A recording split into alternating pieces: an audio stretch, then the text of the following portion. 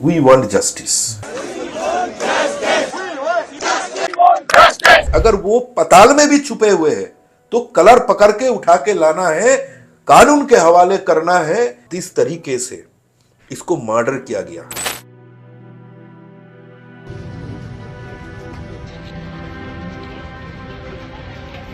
कि ये केवल एक मर्डर नहीं है, ये एक मैसेज भी है। हमारी बेटी की जो मौत हुई है उसको ऐसा कुछ जानकारी मिल गई तो ये सब घिनौने काम जिन लोगों ने मिलके कर रहे थे उन लोगों के लिए ये बेटी खतरा बन गई। और उसकी जो आवाज है और वो आवाज को एकदम पूरे तरह उसको दबाने के लिए ये मर्डर किया गया। कि भाई ये प्रयास अगर कोई करेगा RG Kar medical college and hospital में बैठ के, उसका हालत ये जैसा होगा। इस मामले में सबसे इंपॉर्टेंट एविडेंस क्या थी? वो बॉडी थी और कुछ नहीं है, एविडेंस नहीं है हमारे पास। वही पुलिस जिसके पास ये इंटेलिजेंस इंफॉर्मेशन नहीं थी कि भाई 1000 के ऊपर जो है उपद्रवी वहां पे आने वाले हैं, वो वही पुलिस है जिसके पास ये इंटेलिजेंस इनपुट आ गया कि वो मैच में कुछ गड़बड़ होने वाला है। भाई कलकत्ता पुलिस आपकी प्रायोरिटी क्या है? हम पुलिस पे सवाल तो उठा रहे हैं, लेकिन ये भी तो ध्यान देना चाहिए कि ममता बनर्जी सिर्फ मुख्यमंत्री ही नहीं, वो गृह मंत्री भी हैं, स्वास्थ्य मंत्री भी हैं। क्योंकि ये संदीप घोष जो है ये एक अपराधी है। ये आज नहीं, पिछले कुछ सालों से वहां पे रैकेट चला रहे थे। नहीं देखो, ममता बनर्जी ने, हम सब लोगों ने देखा कि आज प्रधानमंत्री को चिट्ठी लिखी। टाइमिंग देखो, एक निर्भया होता है, दूसरा निर्भया होता है, तो निर्भया 1, निर्भया 2, निर्भया 3। भाई ये कब तक गिनेंगे हम कि इंटेंशन फिर क्या है? साजा दिलवाना इंटेंशन है या फिर कुछ छुपाना इंटेंशन है? जो वहां के पूर्व प्रधानाचार्य थे संदीप घोष, वारदात के दूसरे दिन ही उनको दूसरे जगह नियुक्ति मिली। इसको तो रिवार्ड मिल गया, इसको तो पुरस्कार मिल गया, इसको तो गोल्ड मेडल दे दिया।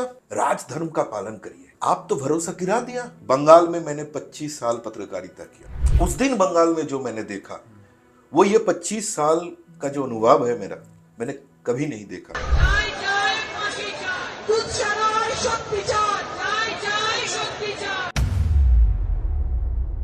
कि मानना ये बड़ा मुश्किल लग रहा है, हो सकता है कि ये काम एक ही ने किया होगा।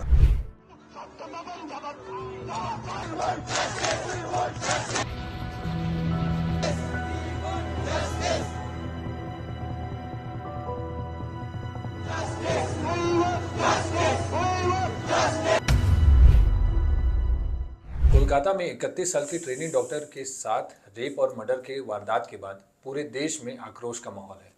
डॉक्टर्स सड़कों पर हैं, अस्पतालों में काम करना बंद कर दिया है, मरीज परेशान हैं। सुप्रीम कोर्ट ने निवेदन भी कर दिया, लेकिन क्या ये मामला सुलझ जाएगा? सबसे बड़ा सवाल यही है अभी के समय में कि ये मामले का निपटारा कैसे होगा, महिलाओं को सुरक्षा कैसे मिलेगी?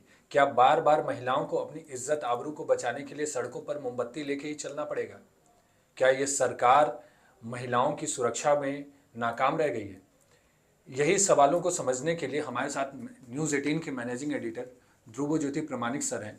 आइए इनसे समझते हैं क्या ये पूरा मामला है, ये जो रेप की घटना है इसको जड़ से कैसे ख़त्म किया जाए।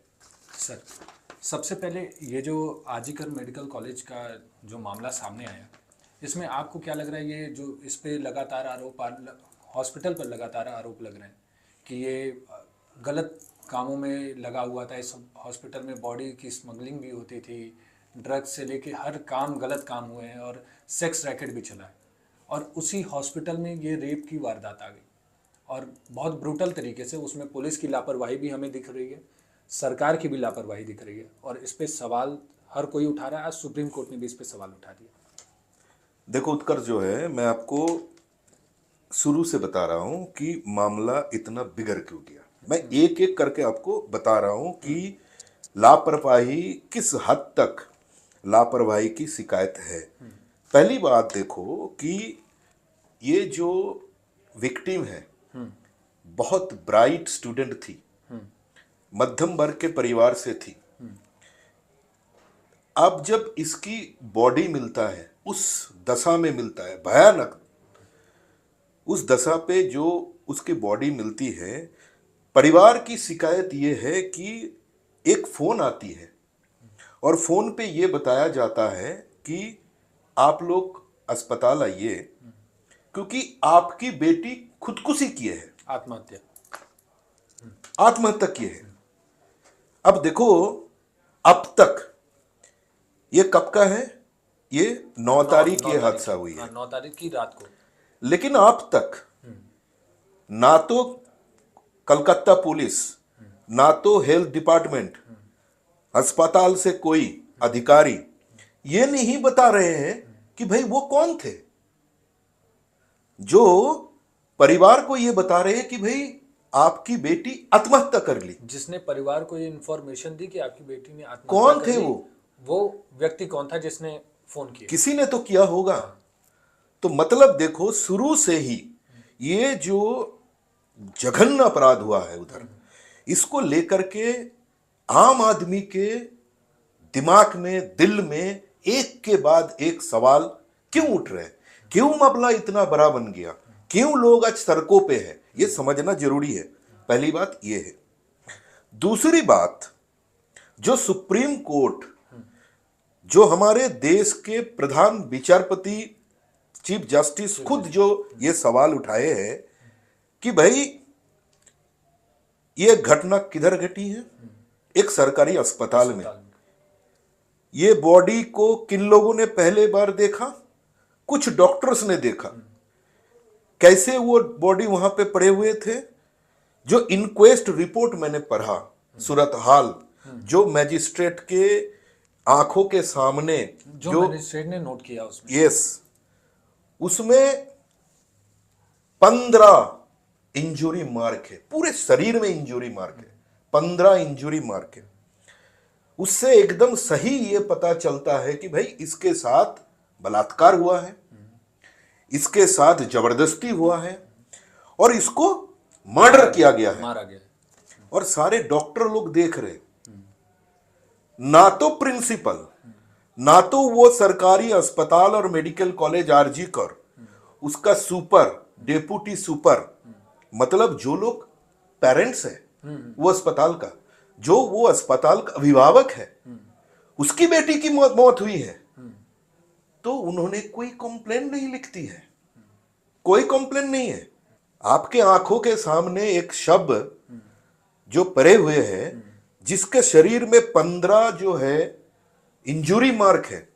सबसे बड़ी बात क्या है कि ये बेटी जिस जो मैट्रेस के ऊपर इसकी बॉडी मिली, वो मैट्रेस खून से एकदम जो है सना हुआ था, एकदम सना हुआ था।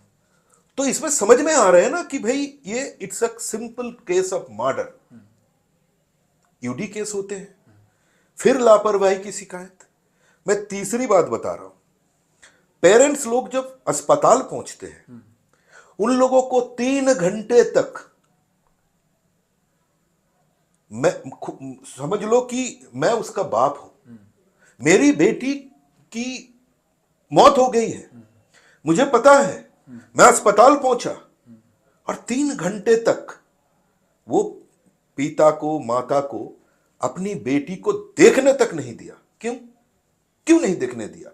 इसीलिए ना लोग आज सड़क पर उतरे हैं और सवाल पूछ रहे हैं कि भाई आप लोग क्या छुपाने का कोशिश कर रहे थे? क्यों माता पिता जब पहुंचते हैं अस्पताल, क्यों आप तुरंत क्यों नहीं लेके जाते हैं? क्यों नहीं दिखाते हैं? उसको तो पता चल ही गया है कि बेटी और नहीं है, बेटी की मौत हो गई है, देखने क्यों नहीं दिया? सवाल उठता है, लोग सवाल पूछ रहे। चौथी बात, वो जो पोस्टमार्टम हुआ, कहां हुआ है? जिस अस्पताल के खिलाफ सवाल उठ रहे हैं, लोग उंगली उठा रहे हैं, 10 चीजें पूछ रहे हैं, कलकत्ता में और अस्पताल नहीं थे? कलकत्ता में ऐसे मेडिकल कॉलेज और भी बहुत हैं। कलकत्ता के पुलिस मॉर्ग है, पोस्टमार्टम बहुत सारे जगह पे होते हैं। जिस अस्पताल में ये भयानक जघन्य अपराध हुआ है उसी अस्पताल में, तब तक ये जो प्रिंसिपल जिसके खिलाफ सारे सवाल उठ रहे हैं अभी, जिसका जिक्र किया था, संदीप घोष, जिसका जिक्र कर रहे थे आप, उसी के नेतृत्व पे जो कॉलेज, जो मेडिकल कॉलेज है, आप लोग उधर ही पोस्टमार्टम करवा दिया। क्यों? लोग वही पूछ रहे। तो मेरा कहने का मतलब यह है कि भाई एक के बाद एक आपने ऐसा कुछ नहीं किया, ना तो अस्पताल अथॉरिटी, ना तो पुलिस, ताकि अदालत जो बोलते हैं ना कि भाई राजधर्म का पालन करिए, ऐसा कुछ करिए कि लोगों के भीतर जो कॉन्फिडेंस है उसको बरकरार रखो। आप सरकार के प्रति भरोसा आप तो भरोसा गिरा दिया, एक के बाद एक लापरवाही, फिर वो पोस्टमार्टम उधर होता है। फिर देखो, तब तक जो है सारे कलकत्ता में लोग गुस्से पे सड़क पर उतर गए थे। परिवार के लोग 10 सवाल उठा रहे हैं। अगर सरकार, पुलिस अपने आप को ट्रांसपेरेंट रखने का कोशिश किए होते तो हम क्या देखते हैं, ऐसे बॉडी को प्रिजर्व किया जाता है, क्योंकि मामला तब तक उस जगह पर पहुंच गया कि अदालत में पहुंचने वाली थी, 10 पीआईएल होने वाली थी। वही हुआ। नेक्स्ट डे सुबह कलकत्ता हाईकोर्ट में इस मामले की सुनवाई होती है। Public interest litigation, 10 public interest litigation, मेरा संख्या अभी मैं बता नहीं पाऊंगा, लेकिन एक से अधिक पब्लिक इंटरेस्ट लिटिगेशन हो गई तब तक। तो ये बॉडी को प्रिजर्व करना चाहिए था। क्यों? ये समझना बहुत जरूरी है कि ये जो जघन्य अपराध हुआ है, इसको अगर कंक्लूजन तक मैं लेके जाना चाहता हूं, इसके पीछे एक आदमी है, 2 आदमी है, एकाधिक आदमी है, इसको मैं जांच के दौरान इसको मैं सामने लाना चाहता हूं, तो मुझे एविडेंस चाहिए।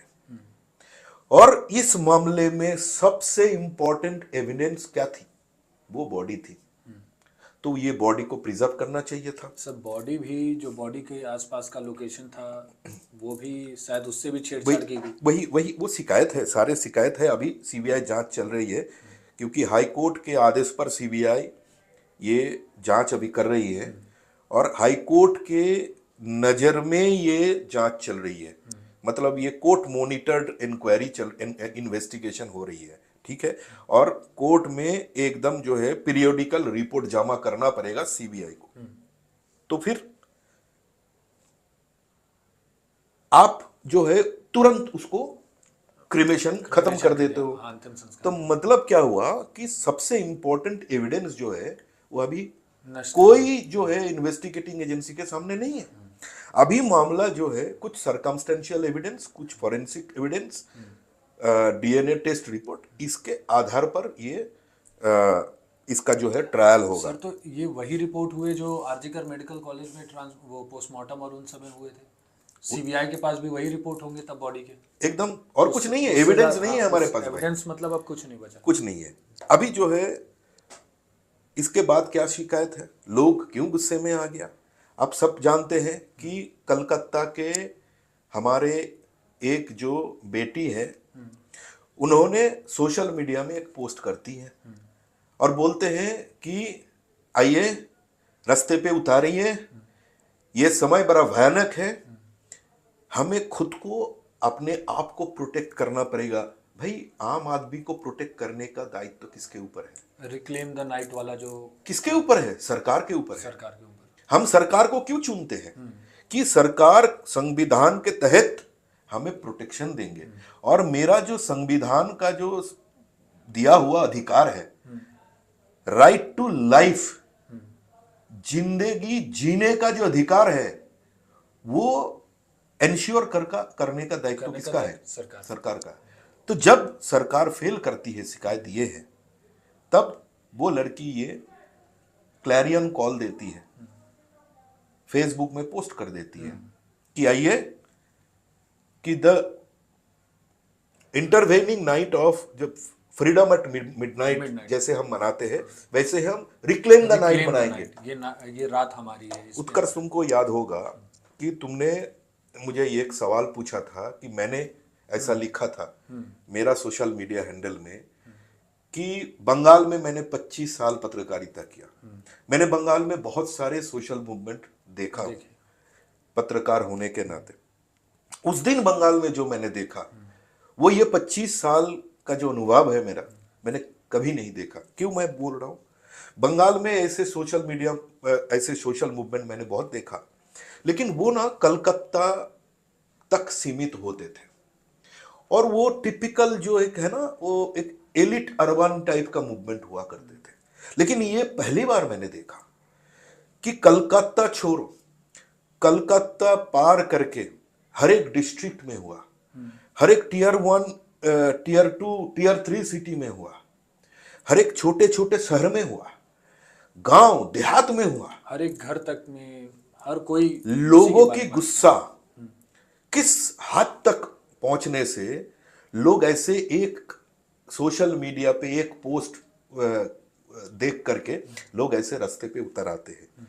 लेकिन फिर लापरवाही देखो, उसी रात क्या हुआ हम सब देखा, पूरे देश देखे हैं, पूरे दुनिया देखे हैं, क्योंकि सारे दुनिया से सवाल उठ रहे हैं, पूरे देश से सवाल उठ रहे हैं, भाई बंगाल में क्या हो रहा है, कलकत्ता में ये क्या हो रहा है।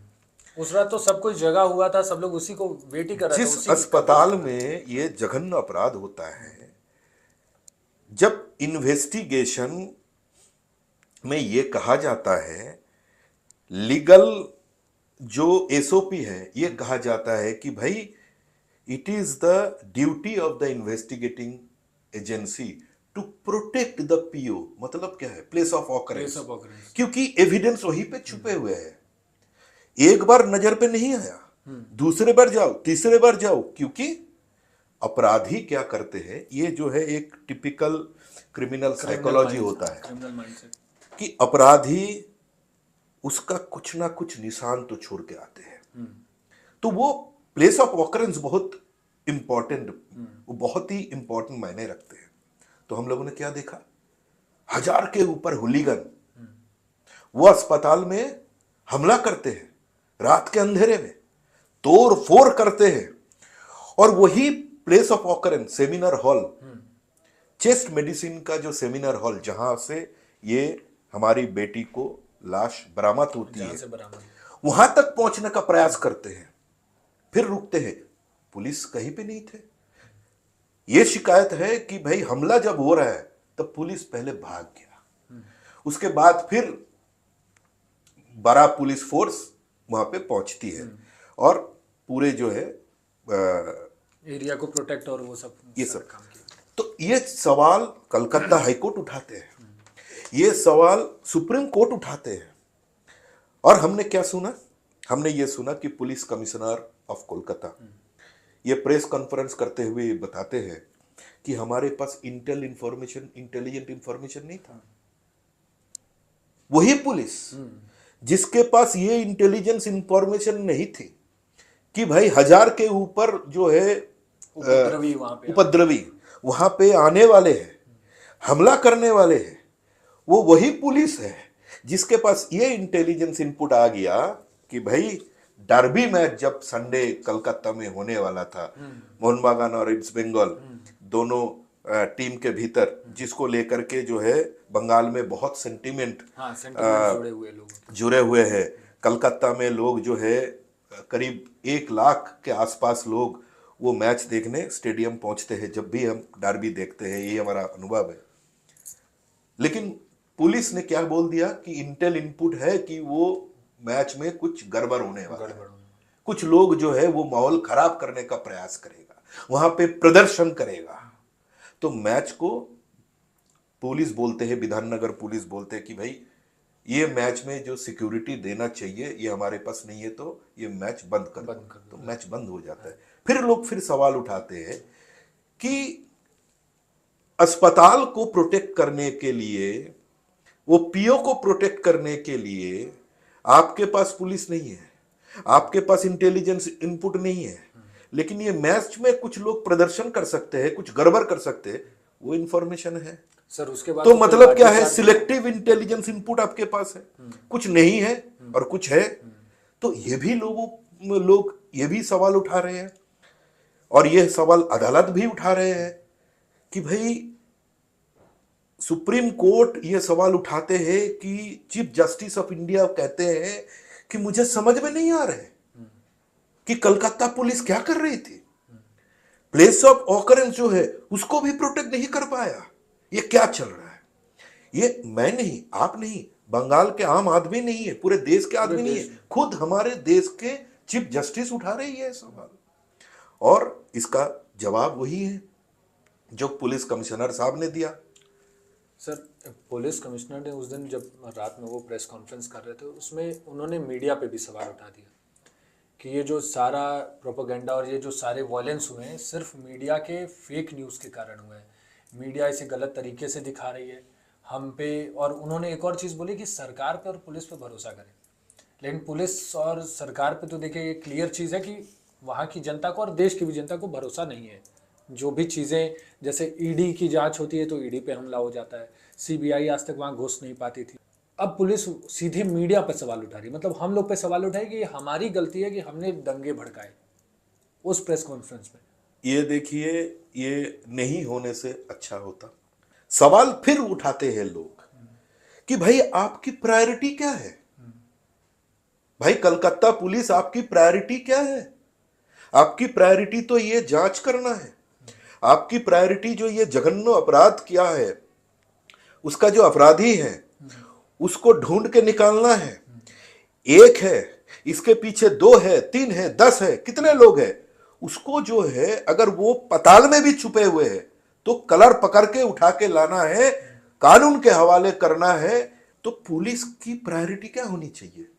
यही चीज को जो है ना, आरोपी कौन है भाई, ढूंढो, अपराधी को निकालो, पाताल से निकालो, सड़क से निकालो और उसको जो है अगर संभव है तो फांसी के फंदे में लटका दो। यही तो होना चाहिए था ना कानून के हिसाब से। अगर अदालत ये तय करते हैं कि भाई ये हीनियस क्राइम केवल नहीं है, ये rarest of the rare crime है, तो फांसी होगा। यही कानून बताते हैं। तो पुलिस वो प्रायोरिटी छोड़ करके, क्या पुलिस की ये प्रायोरिटी बन गई अननेसेसरी चीजों पे को 300 लोगों को बुलाओ। आपने ये भी देखे होंगे कि कलकत्ता के 3 बहुत ही जो है नामी, प्रभावी और लोग उसको रिस्पेक्ट करते हैं, ऐसे 3 डॉक्टर को ऐसे कोलकाता पुलिस सामन करते हैं, सोशल मीडिया पोस्ट पर सवाल उठाते हैं।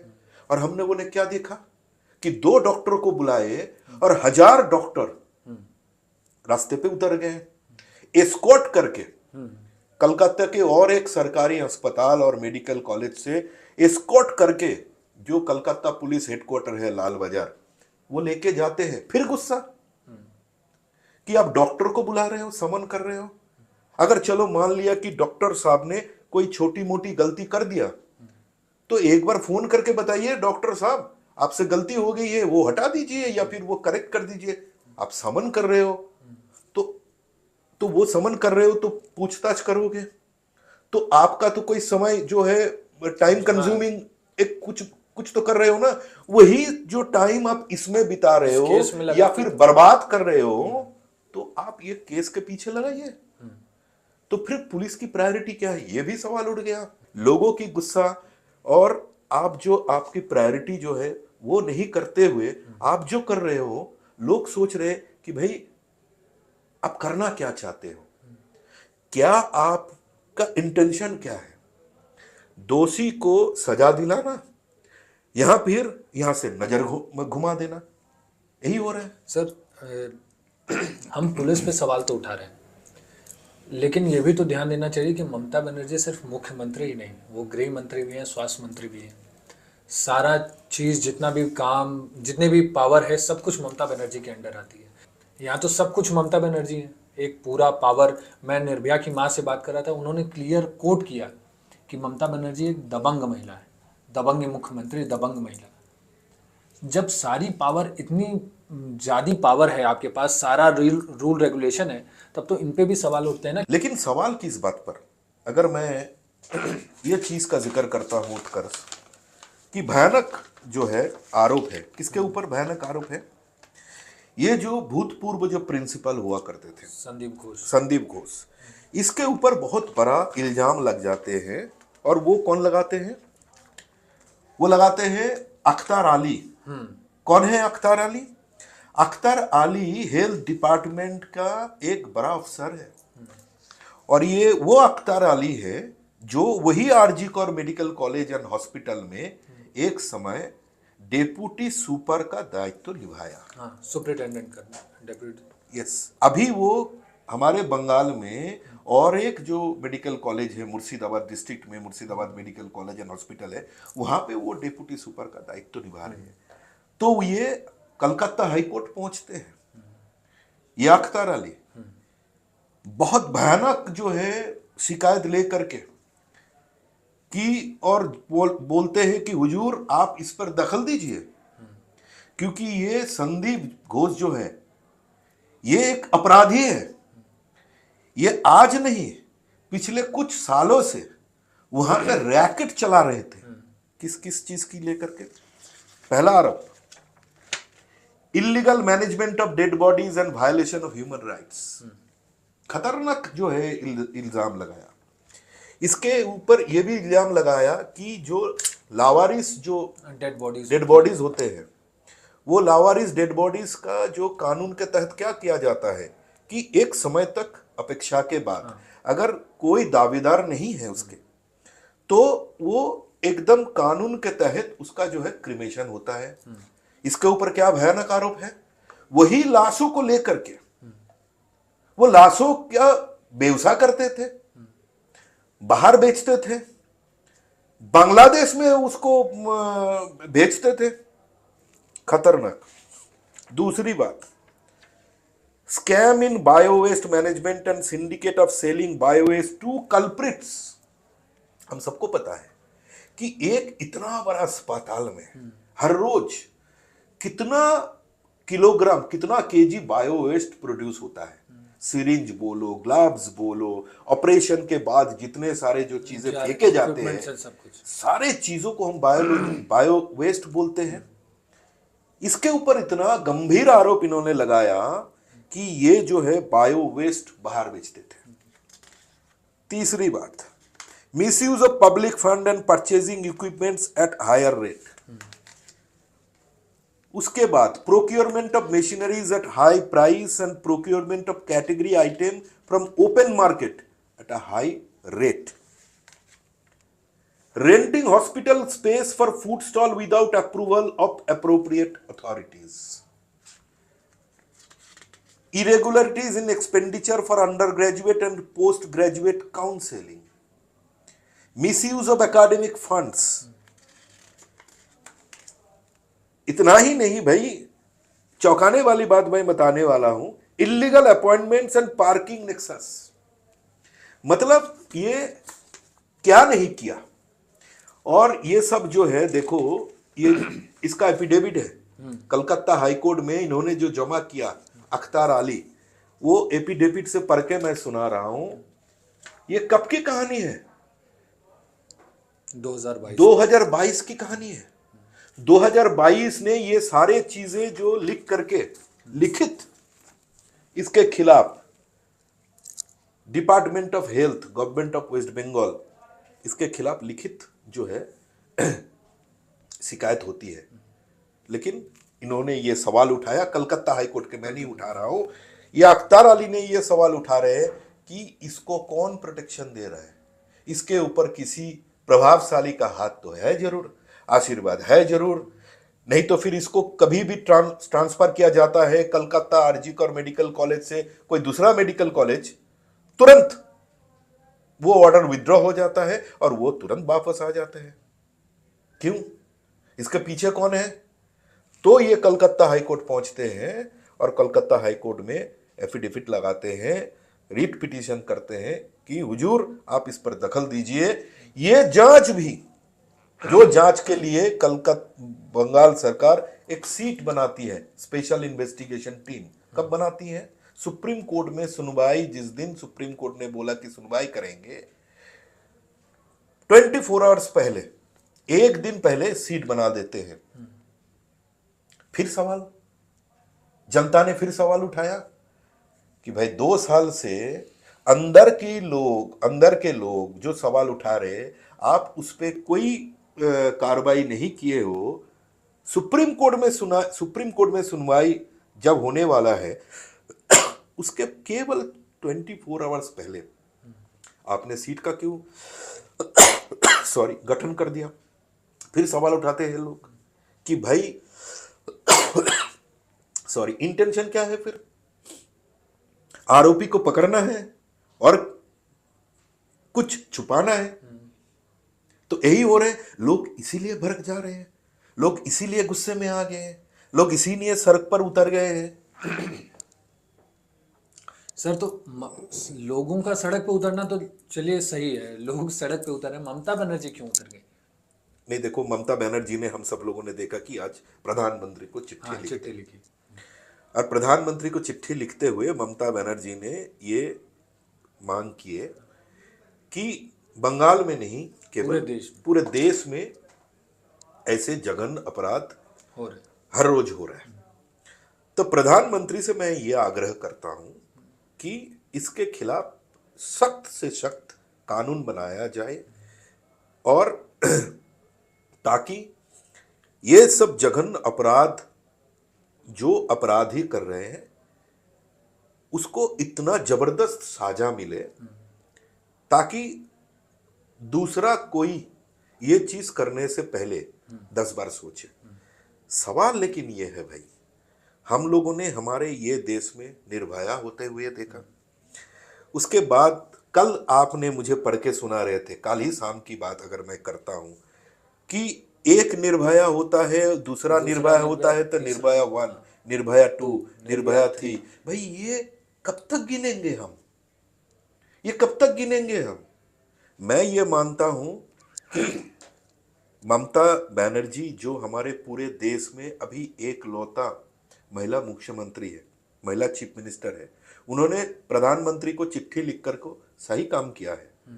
क्योंकि ये केवल बंगाल का समस्या है, ये बात नहीं है, ये पूरे देश में ये हो रहा है। ये तो नासूर है हमारे देश का, वो खत्म नहीं। लेकिन टाइमिंग देखो, फिर लोग सवाल उठा रहे हैं कि चीफ मिनिस्टर आपने सही कदम उठाया, लेकिन आप क्यों? बंगाल में बलात्कार, मर्डर की घटना ये पहली बार हो रहा है क्या? आप सत्ता पे आए हैं 2011 में, ये 2024, अब 13 साल सत्ता पे आप ही है, और लोग आपको प्यार से, दिल से बार बार चुन के ला रहे हैं। लेकिन आप अभी क्यों सोच रहे हैं कि इसके खिलाफ कदम उठाना चाहिए, ये बंद होना चाहिए, इसके खिलाफ इतना ही कड़ा साजा होना चाहिए कि लोग ये सब चीज करने से पहले 10 बार सोचेंगे? आपको पहले करना चाहिए था, अभी आप ये क्यों कर रहे हैं? तो फिर इंटेंशन को लेकर के लोग सवाल उठा रहे हैं। सर, मैं टाइमिंग पे ही तो बोल रहा हूँ ना, ये टाइमिंग वही वाली, जैसे आपने अभी टाइमिंग बताया कि इन्होंने पत्र लिख दिया, सेम टाइमिंग का ही तो मैटर हो रहा है कि अभी तक आप कुछ नहीं बोल रही थी, जब जनता पूरी प्रोटेस्ट पे आ गई, जनता रोड पे चलना शुरू कर दी आपके विरोध में, आपने भी एक विरोध शुरू कर दिया। जब, और ये विरोध तब हुआ, 1 हफ्ते तक आपकी पुलिस ने, आपकी सरकार ने कुछ उसका निष्कर्ष नहीं निकाला। जब ये केस चल गया सीबीआई के हाथों, तब आपने सीबीआई पर पूरा दबाव बनाना शुरू कर दिया। मैं ये बताना चाहता हूं आपको कि ममता बनर्जी के नेतृत्व में कलकत्ता में एक रैली निकालती हैं। वो रैली में ममता बनर्जी और तृणमूल कांग्रेस के सारे तमाम नेताओं, उन लोगों ने ये आवाज उठाया कि भाई आरोपी जो है ये मतलब क्या है, अभी कलकत्ता में जाओ, बंगाल में जाओ, हर एक दिन एक एक रैली निकलती है। तो सबका क्या मांग है? We want justice.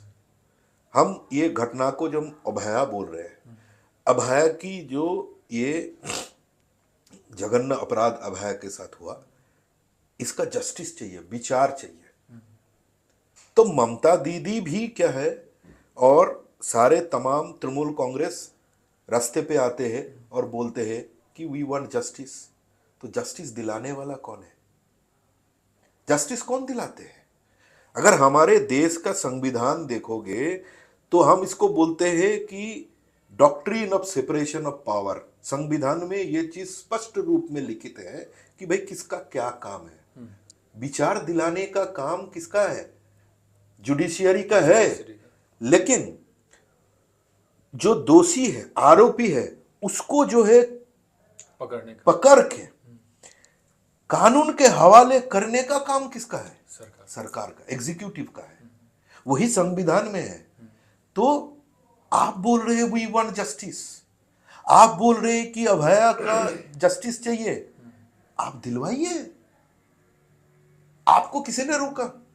आप चीफ मिनिस्टर हैं, आप सरकार का प्रधान हैं, आप ही के नेतृत्व में बंगाल में तृणमूल कांग्रेस की सरकार चल रही है पिछले 13 साल। तो आपको तो किसी ने रोका नहीं। फिर लोग सवाल उठा रहे हैं कि चीफ मिनिस्टर साहब आपको किसने रोका? आप दिलवाइए ना। हम भी तो वही मांग कर रहे हैं। हम तो रास्ते पे उतार के ये नहीं बोल रहे कि हम तृणमूल कांग्रेस का विरोध कर रहा हूं। हम तो रास्ते में उतार के ये नहीं बोल रहे कि हम ममता बनर्जी का विरोध कर रहा हूं। हम तो रास्ते पे उतर के ये बोल रहा हूं कि हमें जस्टिस दिलवाइए। हमारी बेटी के साथ जो जघन्य अपराध हुआ है वो आरोपी को या फिर और आरोपी है तो सबको निकालिए और कान पकड़ के, कलर पकड़ के उसको कानून के हवाले करिए और इन्वेस्टिगेशन इतना ही पुख्ता करिए ताकि वो लोग छूट नहीं जाए। क्योंकि हम भी देखो हमारे देश में बहुत सारे ऐसे जो है उदाहरण देखे हैं कि कोर्ट ने क्या बोलते हैं कि भाई ये प्रोसिक्यूशन जो है, मतलब प्रोसिक्यूशन कौन है? अभी तो केस सीबीआई के हवाले पे है, लेकिन प्रोसिक्यूशन कौन है? सरकार है ना। तो प्रोसिक्यूशन हमारे पास इतना साबुत लेके नहीं आ पाया ताकि मैं उसको गुनहगार मानूं, उसको सजा दिलाऊं। तो आपको क्या करना है? अभी आपको ये इन्वेस्टिगेशन इतना पुख्ता होना चाहिए आपकी पुलिस की, और प्रोसिक्यूशन और जो ट्रायल के समय भूमिका ये होना चाहिए कि 1, 2, 3, 4, 5 वो तो सीबीआई की जो जांच चल रही है उसमें आएगा सामने क्या ये एक का कांड है या ज्यादा है, इसमें अनेक का कांड है। ये तो पुलिस जो सीबीआई जांच चल रही है उसमें सामने आएगा। अभी तो ये बताना मुश्किल है, लेकिन जो भी है तो जस्टिस दिलवाने का काम जुडिशियरी का है, एग्जीक्यूटिव का भी है, मतलब अदालत का भी है, सरकार का भी है। तो आप दीजिए ना। आप क्यों रास्ते पे उतार रहे हैं और बोल रहे हैं वी वांट जस्टिस? जस्टिस तो आप देंगे, हम आपसे जस्टिस मांग रहे हैं। ये बंगाल के लोगों की जो है मन की बात है। अच्छा सर, ये मैं एक पोस्ट देख रहा था और मैंने इसको वेरीफाई भी किया है। ये आरजीकर मेडिकल कॉलेज की पूरी ये लिस्ट है, उसमें लगातार अभी ये हो सकता है मेरे पास कमी हो, लेकिन इससे ज़्यादा भी हो सकते हैं। ये 2001 का मामला, 3 का मामला, 16 का मामला, 20 का मामला, फिर अभी 2024 आया ही है। लगातार किसी वो कहीं पॉर्न का वो चल रहा है, सेक्स रैकेट चल रहा है, कहीं किसी ने सुसाइड कर लिया हॉस्टल के अंदर। देखो उत्कर्ष अभी सोशल मीडिया में बहुत सारी चीजें इधर उधर जो है वायरल हो रहा है। सभी चीजों पर टिप्पणी करना उचित नहीं समझता हूं मैं, लेकिन बात सही है कि मेरा जो मैं जो थोड़ा रिकॉल कर पा रहा हूं, रिमेम्बर कर पा रहा हूं, मैंने इसको वेरीफाई भी किया खुद। इसमें देखो आरजीकर मेडिकल कॉलेज एंड अस्पताल में छत से गिर के एक पेशेंट की मौत होती है, फिर जो है और एक जूनियर डॉक्टर की मौत होती है। ये सब चीज RG Kar medical college and hospital में हुआ है, ठीक है। सबसे बड़ी बात है कि RG Kar medical college and hospital का जो हॉस्टल है वहां पे बहुत खतरनाक रैगिंग वो भी सामने आया। लेकिन सब कुछ जो हो रहा है एक ही जगह पे हो रहा है, वो जगह का जो प्रिंसिपल है उसके खिलाफ आरोप आज से नहीं है, पिछले 2 साल से चलता आ रहा है, लेकिन कोई कार्रवाई ऐसा कुछ हुआ नहीं। ये अब मैं बता सकता हूँ आपको। सर दूसरा एक चीज़ है, ये जो घटना स्थल था जहाँ पे ये केस पूरा, जहाँ पे डेड बॉडी मिली लड़की की, ये आरोप भी लगे कि वहाँ पे नवीकरण का काम शुरू कर दिया। एकदम बिल्कुल, एकदम बहुत इंपॉर्टेंट बात आपने सामने रखा कि इसीलिए भी लोग सवाल उठा रहे कि भाई वो जो जगह, मैं बार बार बोल रहा हूं कि इन्वेस्टिगेशन में प्लेस ऑफ ऑकरेंस बहुत इंपॉर्टेंट चीज है, उसको प्रोटेक्ट करके रखना पड़ता है, क्योंकि इन्वेस्टिगेटर्स, एजेंसी बार बार उस जगह पे जाते हैं, कुछ तो छूट नहीं गया, कुछ तो छूट नहीं गया, ठीक है ना। क्योंकि हमने ये देखा कि एक सेफ्टी पिन से, एक बाल से बहुत ही मतलब जो है खतरनाक अपराध का खुलासा पुलिस ने किया। तो अगर प्लेस ऑफ ऑकरेंस इतना ही इंपॉर्टेंट चीज है, फिर हम लोगों ने क्या देखा, हम लोगों ने देखा कि पीडब्ल्यूडी डिपार्टमेंट उसी पीओ से सटा हुआ एक रूम को तोड़ने का काम शुरू कर दिया। जब पूछते हैं लोग, जब वो वहां पे प्रदर्शन करने वाले जूनियर डॉक्टर्स जाकर के रुकते हैं काम कि भाई आप ये क्यों कर रहे हो, तो बोला ऊपर से आदेश है, क्योंकि इसको रेनोवेट करना है। तब उन लोगों ने सवाल उठाया और जूनियर डॉक्टर ने ये सब काम हम रुक दिया। उसकी दूरी भी शायद 35 मीटर थी लगभग। वही तो बात है ना कि इसीलिए बार बार जो है ना इंटेंशन को लेकर के सवाल उठा रहे हैं लोग। आज अगर तुम सारे बंगाल के जो सोशल मीडिया, बंगाल से जो सोशल मीडिया पोस्ट्स हो रहा है, पूरे देश से ये घटना के आधार पर जो पोस्ट्स हो रहा है, उसमें से देखोगे कि लोग यही चीज को लेकर के सवाल उठा रहे कि इंटेंशन फिर क्या है, साजा दिलवाना इंटेंशन है या फिर कुछ छुपाना इंटेंशन है। और ये चीज को लेकर के फिर केवल बंगाल के लोग सवाल उठा रहे हैं, सोशल मीडिया में चर्चा हो रहा है, ये बात नहीं है। ये सवाल सुप्रीम कोर्ट ने भी उठाया कि ये क्या हो गया, ये क्यों हुआ।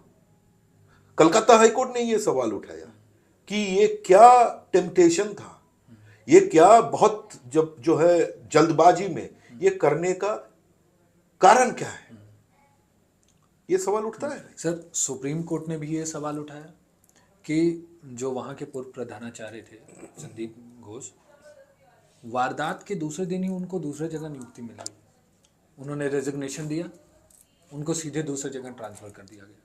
लेकिन जिम्मेदारी ये बनती थी कि वो वहीं पे रहते, चीज़ों को जांच करते, चीज़ों की और सहायता करते पुलिस की। फिर एक और चीज़ सामने आई कि संदीप घोष को सीबीआई ने बुलाया पूछताछ के लिए, वो वहाँ नहीं पहुँचे, सीबीआई को बीच चौराहे से उनको उठाना पड़ गया। देखो फिर वही जो है, मैं शुरू से बार बार जो आपको बताने का प्रयास कर रहा हूँ कि भाई इंटेंशन को लेकर के सवाल है। सर मुझे समझना है कि संदीप घोष जिसकी बात कर रहे हो, ये त्याग पत्र देते हैं। क्यों देते हैं? जब ये आपके, हम बोलते हैं ना कि अंडर योर नोज ये कैसे हो गया, आप अध्यक्ष हैं, आपके मेडिकल कॉलेज एंड हॉस्पिटल में इतना जघन्य अपराध हुआ, अब पहला दिन क्यों नहीं दिया त्याग पत्र? जब बवाल मच गया, जब जूनियर डॉक्टर्स रास्ते पे उतर गए, जब इमरजेंसी का काम बंद हो गया, तब आप क्या करते हैं? त्याग पत्र देते हैं। और तुरंत क्या हुआ? 4 घंटे में, स्पीड देखो, 4 घंटे में उसको फिर दूसरा कलकत्ता में और एक बहुत पुराना जो है हमारा national medical college and hospital है, उसमें उसको फिर रीअपॉइंट किया जाता है। फिर लोग सवाल उठाने लगे कि भाई इसके ऊपर उंगली उठा रहे हैं सारे तमाम दुनिया, और इतने सारे प्रूफ भी, इतने सारे इसके पीछे की कहानी है, आरोप है, हेल्थ डिपार्टमेंट के पास सारे फाइल्स है। फिर 4 घंटे में उसको रीअपॉइंटमेंट करने का मतलब लोगों ने ये बोल रहे हैं कि इसको तो रिवार्ड मिल गया, इसको तो पुरस्कार मिल गया, इसको तो गोल्ड मेडल दे दिया। तो फिर वही सवाल कि इंटेंशन क्या है?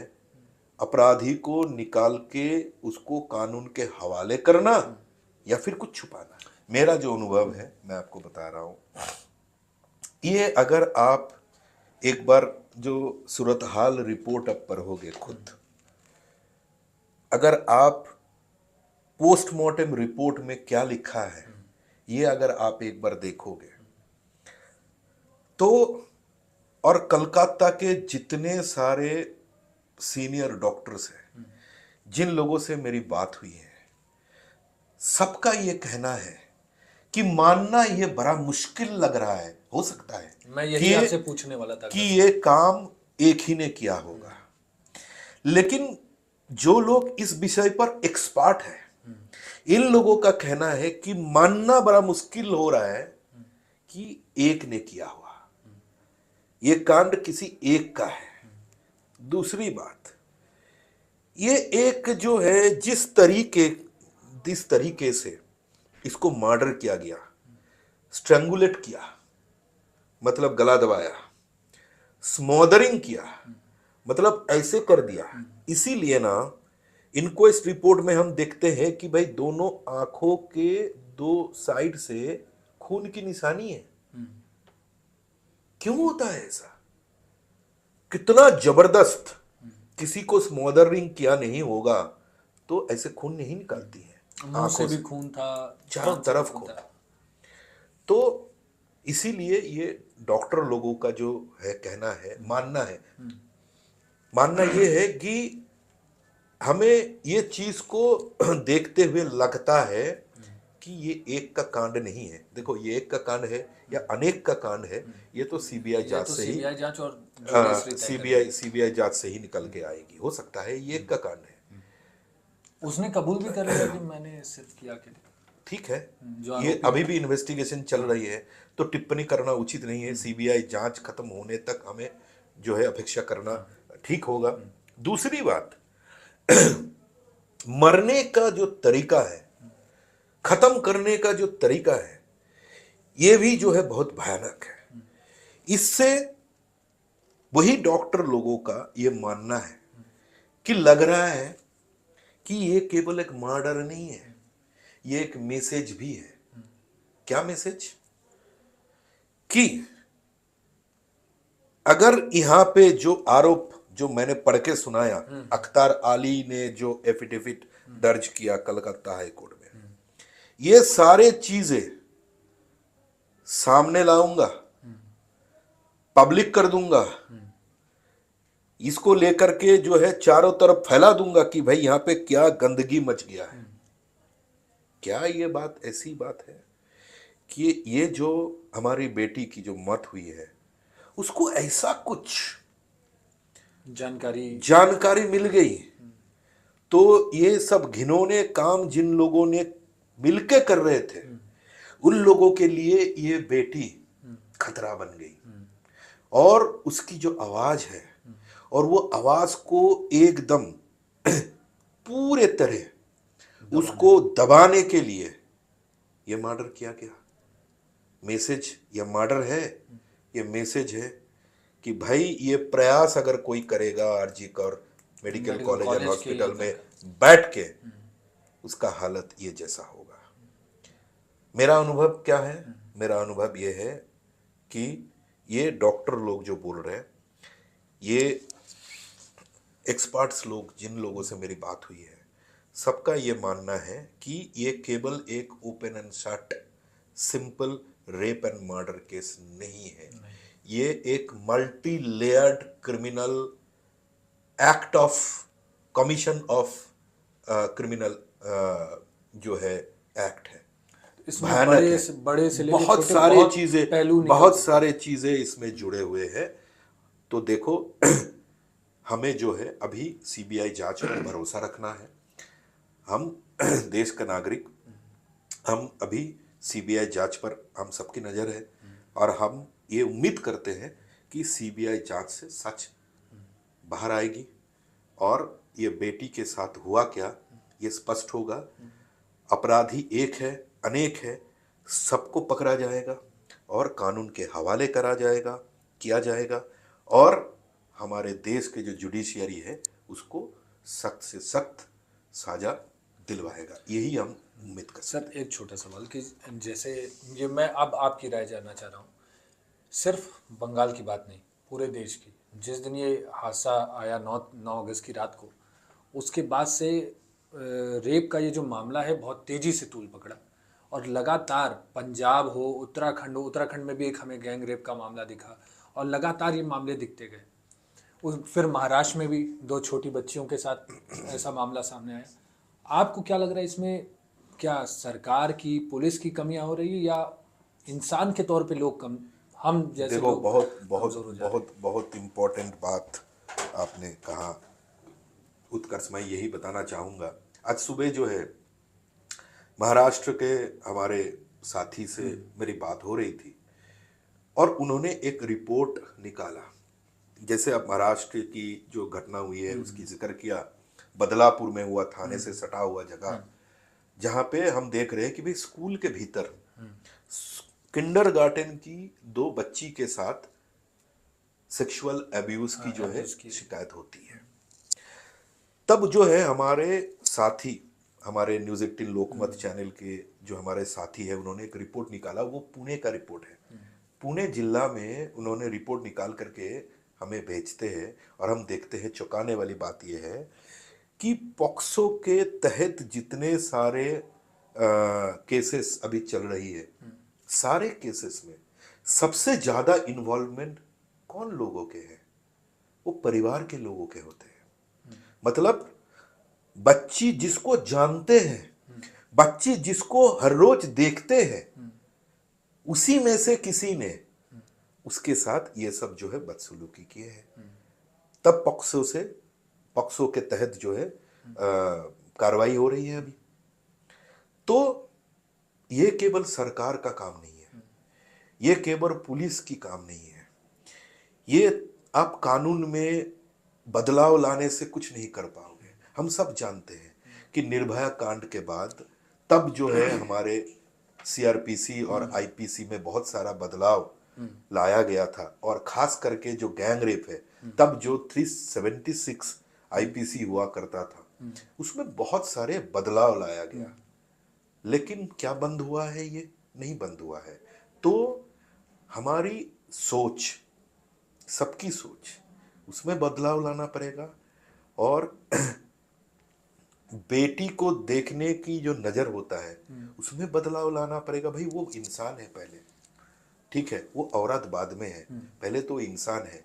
ये जब तक हमारे भीतर से नहीं आ रहे हैं, समाज के भीतर से अगर संस्कार नहीं हो रहा है, तब तक मैं नहीं मानता हूं कि सख्त से सख्त साजा दिलवाओ आप फांसी में भी लटका दो। क्योंकि हम सब जानते हैं कि निर्भया कांड में जितने आरोपी हैं सबको फांसी में लटकाया गया है, फिर भी क्या रहे बंद हो गया हमारे देश में? नहीं हुआ। तो ये संस्कार जो है एकदम समाज के भीतर से होना चाहिए। जब तक ये नहीं हो पाएगा, तब तक आप जैसे मुझे गिना रहे थे कल शाम को कि निर्भया 1, निर्भया 2, निर्भया 3, निर्भया 4। हमने इन रेप केसेस को इतनी आसानी ले लिया कि सबका बस नाम कोट कर देते हैं। वही मैं बोल रहा हूँ। तो हम गिनते जाएंगे, कब तक मुझे पता नहीं है भाई।